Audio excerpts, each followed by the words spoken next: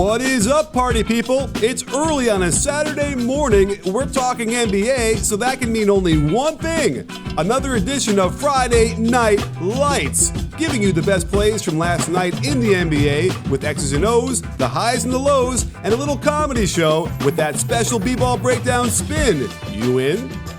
We know Damian Lillard is a bad man, and he was a bit Mamba-esque in his focus last night to the tune of 48 points, 9 rebounds, and 10 assists.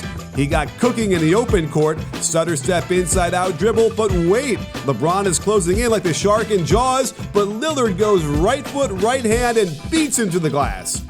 He did damage from downtown with 7 of these, and check the screen into handoff. JaVale McGee, we hardly knew ye.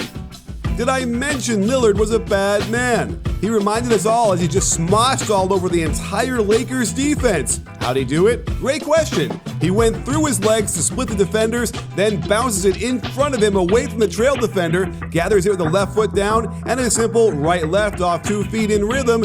Goaltend by McGee, but you can't stop what you can't drop. What? Most of the threes came in the second half to keep his team close, and this double catches LeBron in trouble, turning the Lakers' lead to rubble. Avery Bradley is a good aggressive defender and is doing what he's taught to do. Get around that ball screen as quick as he can, but wait! Lillard slams him the brakes with a rapid-fire right-left. AB falls for the banana in the tailpipe, and Lillard still hits the laser for the Blazers. I know. Rondo gets into the act with some high hedging, but Lillard's got his young guns. Can't stop, won't stop. Things got serious, so they had to put Alex Caruso on him. They run the headband off a pin down in the corner and then an Iverson screen across the top. Watch how Lillard opens to the ball to get alignment on the catch, and this is 2 letters, E and Z. And in honor of number 24, number 8, the Black Mamba, he tears out the Lakers fans' hearts with an ISO out top into a step-back fadeaway from the elbow, and that ended the game. Which brings us to the gray pewter hardcourt in Brooklyn, where Mr. Kyrie Irving was going up against the top 10 defensive team in the Bulls. What? But that didn't last long, as he absolutely destroyed them for 54 points.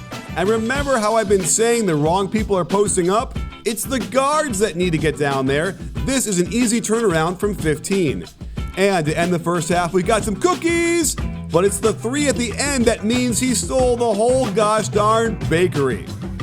Then we had an interesting Jared Allen symbiosis as we get the nice give and go from the low post. Hutchison, go ask Starsky for some defensive tips. Then we got a little flash to the line, a handoff this time, and a double pump off-foot layup off the shrine is sublime. And Levine, thinks this is going to be a switch on the flare, but Satoransky won't let go, leaving Allen a simple pass and Kyrie teaching class. In another Mamba-esque moment to end this game, we have Kyrie hitting Satoransky with the through-the-legs jab step cross into open elbow jumper, herding the Bulls back into their pen. If you looked at the headlines of the Rockets game versus Dallas, you might think Harden burst out of his slump with 35 points. He only shot 10 for 25, but did grab 16 boards, and Russ helped him out with a more efficient 32-9 of his own. The turnaround for Russ has been the post-up. No more bombing from 3 and less mid-range shots too. And here's a nice 2-foot in-rhythm right-left jump with the lefty finger roll over the front of the rim. Not sure how Russ got this off without landing first, and then unclear how Porzingis didn't steal it, but the nice behind-the-back save to Harden, and he uncorks his patented multi-dribble step back over the defender that drops clean through. This Russ dribble up into post-up is pretty familiar. He's been doing it his whole career, and Wright can't handle this by himself. Nice step through, and KP takes too many steps to get over there to block the inside hand finish. A welcome sign is to see Harden hitting 6 of 14 threes in a game, since he had dipped to 22.3% from back there the last 10 games. And one reason is getting the extremely rare catch-and-shoot variety. He runs a pitch to pick for Gordon. PJ Tucker adds an inside ball screen and dives to the rim, holding Harden's man down to bump. Check the win, James. You're that wide open. Unclear why they would have screened to get JJ Barea off of Russ, but he still abuses the much bigger Finney Smith.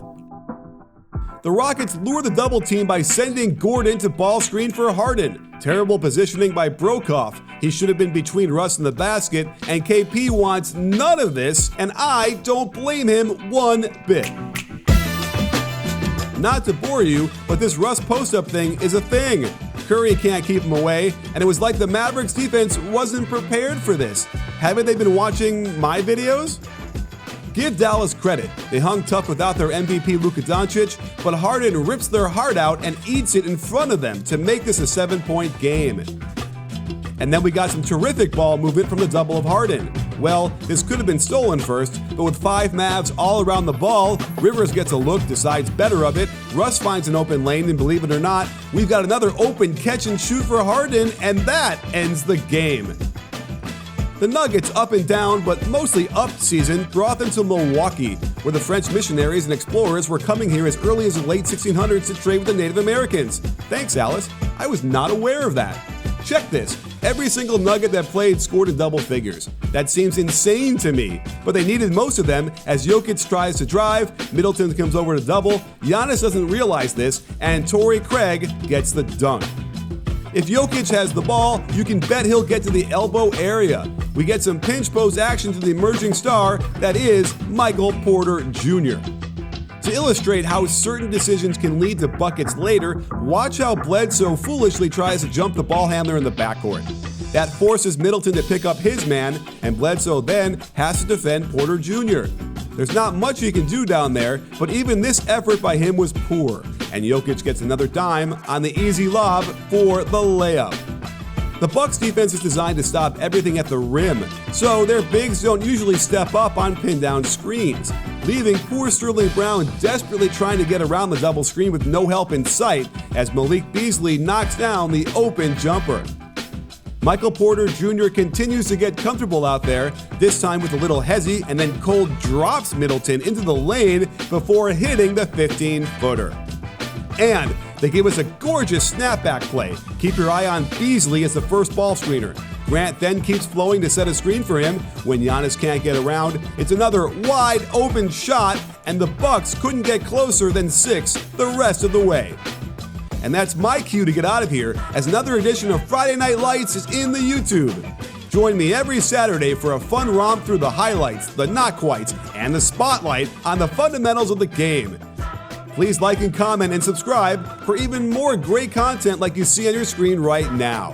And don't forget, at B-Ball Breakdown, we're not a channel, we're a conversation. You in?